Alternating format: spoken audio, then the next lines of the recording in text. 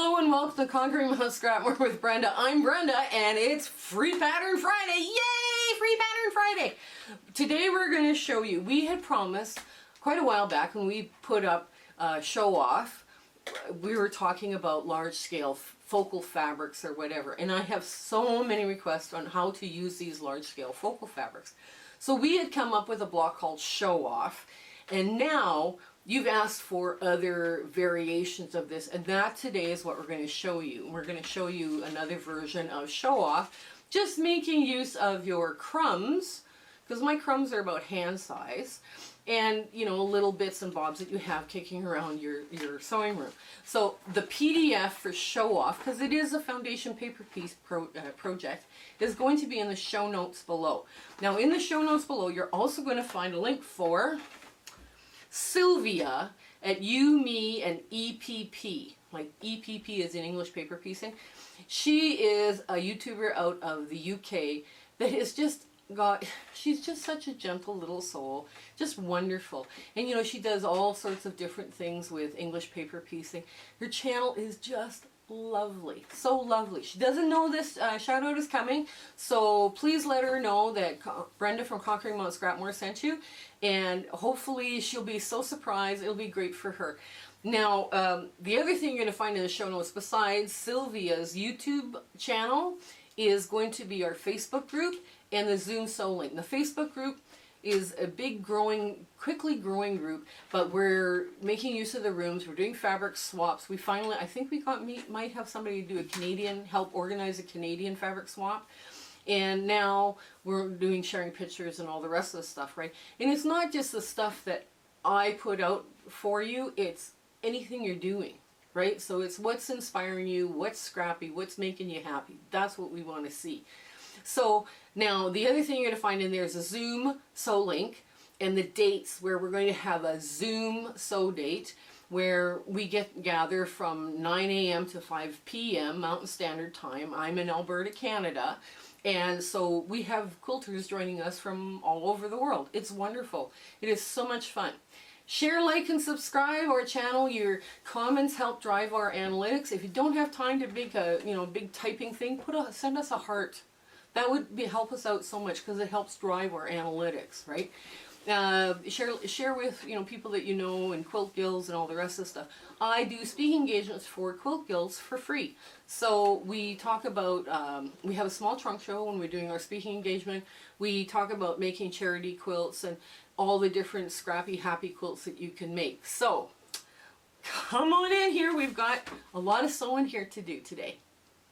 Okay, so we're here at the sewing machine. I couldn't remember what this was called. I have already marked my seams with my stitch tracer, the tracing wheel. So what I'm going to do now, I'm going to line them up, cut them apart.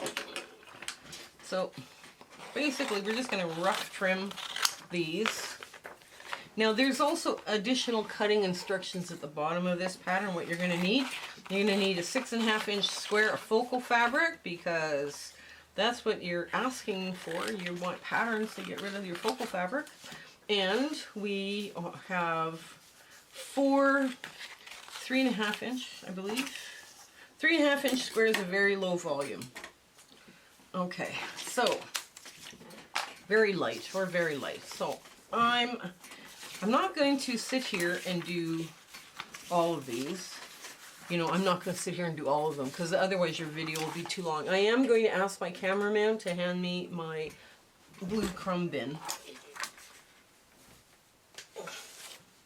Okay, there we go.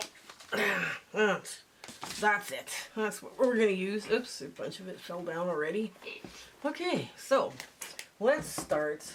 First off, we have to look for something that's actually big enough to go in here. Now this one is big enough. It's not ironed, but it's just barely big enough. I wouldn't use this one, right? Because it needs, like I said, it needs a little bit of ironing. This is big enough, right? So we only have, there we go. I'm just going to line this up. Give this a quick trim on the bottom. The good thing about using your crumbs is you don't have to worry about what it looks like. So we want to take this, and anything that doesn't come off or that comes off your crumbs, I don't use. Again, I use is like once it's a crumb. If there's bigger pieces left over, I will move this up just a hair. I think would be good because it's kind of wobbly fabric here. Okay, so anything here now that's left from this, because it's a pretty good size piece, I will use probably as a string, right? So just because that's what kind of person I am. Okay, so I'm gonna go right across, and this is too small for anything, but this will make a nice string. So this doesn't go to waste. And I'm going to get both sides trimmed off a bit. There we go. This is big enough to go back in as a crumb, but yeah, we'll throw it in with the strings. Okay. So now I've got the first piece on. Now I need 2 and 3. Now I want these to be low volume, and the low volume I have for this is this. And I think this will look just lovely, and it needs to be a little bit on the big side. So I will cut this just like so, and I will cut it in half. So I will have all enough for 4 pieces, and I will cut it like this. Ooh, wait a minute. Yeah, I'll cut it. Yeah, I'll leave it like just like that, because that will work. And I've got enough here to do the other ones. So what I'm going to do is you do 2 first. You sew 2 first. So you want to put it on there, just like so. Okay, get all this stuff out of the way. Because, yeah. Alright. What did I get? Now I check to make sure that I'm going to catch it. Now I'm going to make sure I catch it all the way up. Let me get this out of the pin out of the way. I don't like using pins on foundation paper piecing that's really delicate. I find pins just get in the way and they arch the work. They actually put the work at an angle, which creates issues sometimes. Okay, so now I'm going to press this up and out of the way and give it a good finger press. This is basically, and now I'm going to put this straight across. Okay, and get this out of the way, lie it flat, and I am going to have enough to do 3 right away. There we go. So 3 now gets this piece just like so, and lay it down, and we run this through, and I want to make sure I've got good coverage on the back. There. Now this is why I love this foot, because it's either one way or the other. I want to make sure I have really good coverage on the back, because I don't want to be having that thing all of a sudden not have a fabric to adhere to. And I'm just going to run it like 1/4 inch past where I needed it to be. Okay, and then pull it out, and now we're hunting for more blue. There. I have so much blue in my crumbs. So there we go. So I'm just going to pull this like that, and fold it over, pull it down like that, and I'm just going to trim the next line. Okay, so the next line here is 4. We have to find a piece that's big enough for 4. And there's Star Wars fabric. Yes, there's Star Wars fabric. It's really big. Oh my gosh. Well, you know what? If I cut it like that, okay, I can use this for string. And There. And get that off like this. Okay. So then I'm going to just lay it across because that's kind of a straight edge, or it looks straight-ish, right? And pop it under the sewing machine. Hold your thread. Now I've set my stitches to more to the 30 stitches per inch because I want good perforation, right? Because the good perforation makes it easier to remove the paper at the end of the day when you're done this block. Okay, so here we go. I'm just going to finger press this up and out of the way. Oh, there's a random thread. Let's get that out. Okay. And you won't see much of the Star Wars pattern, but you will see. Okay, here we go. If I, you know what? If I cut it off right across, I waste less. So that's what I will do. I will waste less. There, I'll put that one back.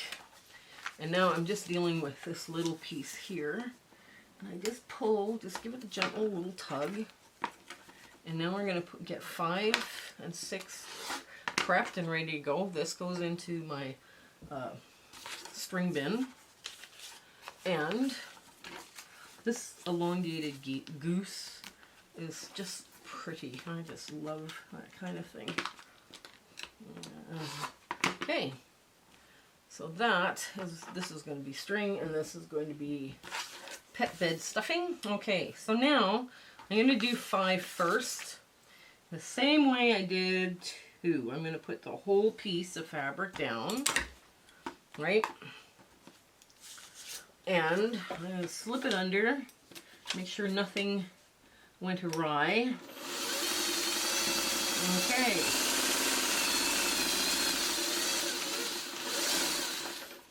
There we go.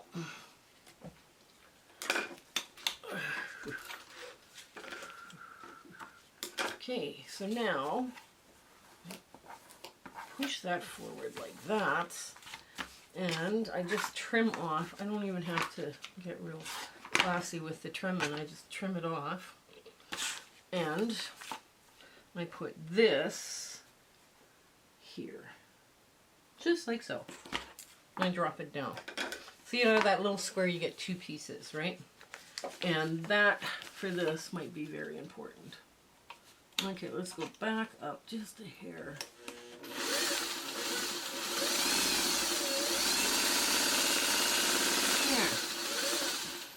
There. And that piece is done. Let me get the other 3 pieces sewn, and I'll come back and we'll show you how to assemble this all. Okay, we've got them all 4 of them now are sewn, and they've been trimmed up, and they never look like anything great until you trim them up. Now this is the one I sewed. Now this fabric is a new fabric. What happened was I didn't have enough of this fabric to go all the way around and make all my points.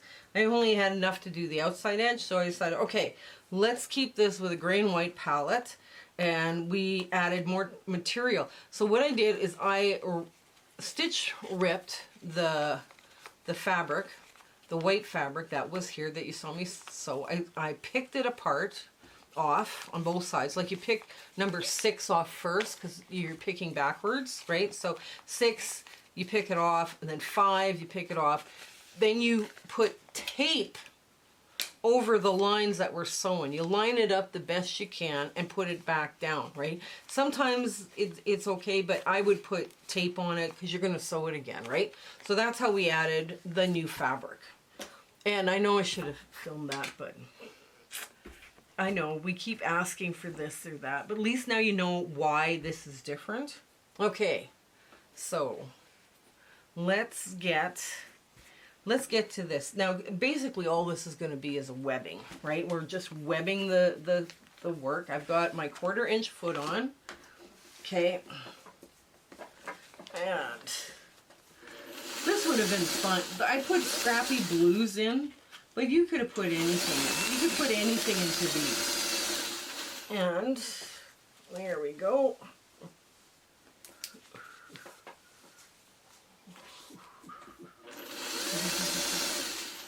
And there we go.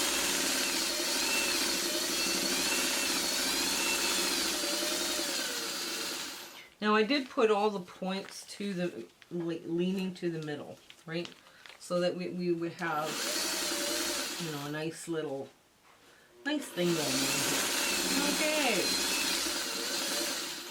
So now that that's done, okay. Oh, oops. All right. Oh, there. That's where it went. Okay. Well, I'll just run my plug through quickly. So I don't have it going all over the place. So now you lay this back out. There. And what you're going to do is you're going to lay them out so that you're laying to the path of least resistance, right? Because you want to make room for all of those points. So this, the solid pieces are pressed this way, right? So this one goes in, these two go out, right? This one and this one go out, this one gets pressed in. So now we're going to finish on the other side, and just move this just like so. It really does focus your eye on the center of the block, and it would not have mattered what fabric I would have picked for the arrows. Because, I mean, basically, it's deceiving your eye to look in the middle. But,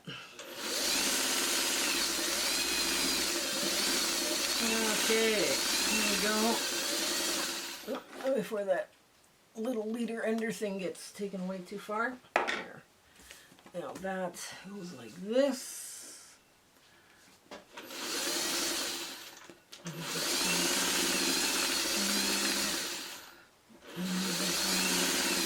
There we go. And now, okay, so I'm going to get rid of the board because it's flannel and everything sticks to it. Everything sticks to it. So now we're just going to finger press this out, right? And then we're going to finger press this one in, right? So you don't want to cut off your points. And, okay, so now we go like this. Here.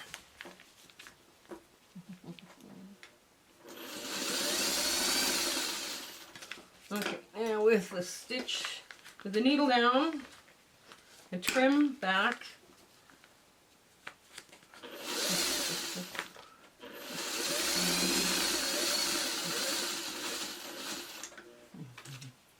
Okay, and now I want to make sure I don't miss that point. I want to stay on the line. I didn't on camera on the other ones, but I'm pretty confident I was going to make that point. And I've got a good, nice solid 1/4 inch seam allowance around. And there we go. Oh, whew, the needle got caught. The thread is getting caught under the plow. Okay. Here we go. Trying to go too fast. Oh well.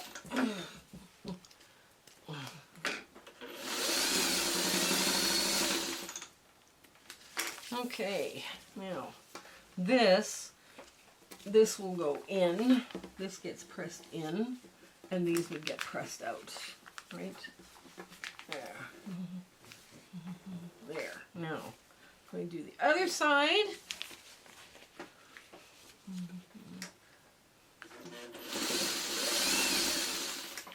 now this is all gray and the low volume is all gray and white.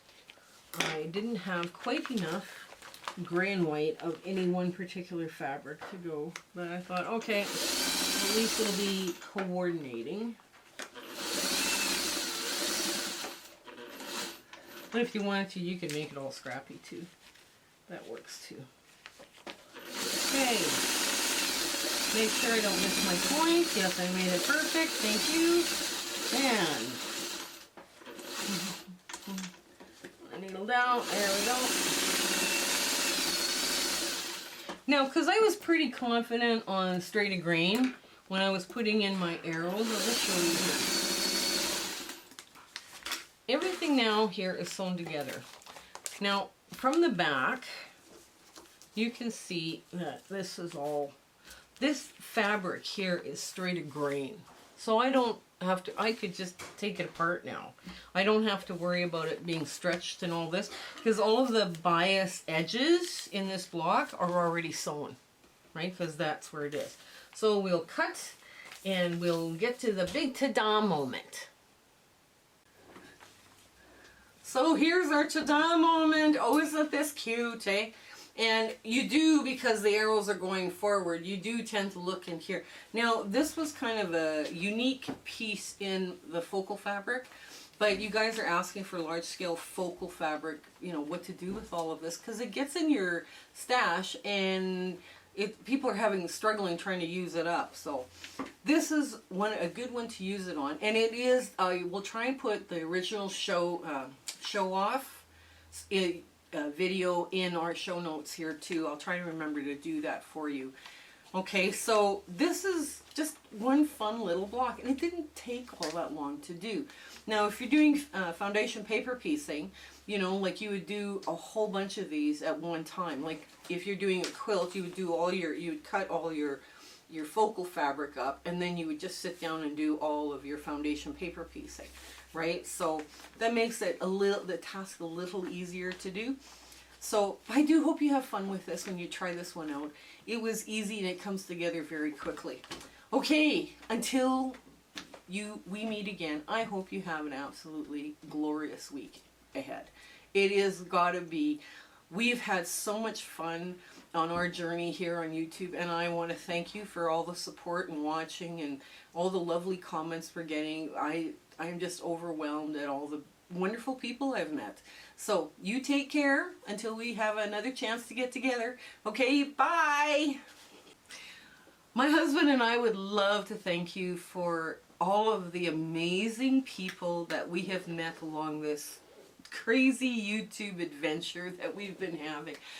We do free speaking engagements too, so if you're part of a guild and they're looking for, you know, people to talk and, you know, and chat with, you know, in their monthly meetings, tell them that I'm doing free ones just to help the guilds out, because it's been a tough time for the guilds as well. You know, share, like, and subscribe with your friends. You know, make sure that they're, you know, they get the word out on us. That's the best way you can do to help us out. So until we meet again, I want to thank you. Okay, goodbye.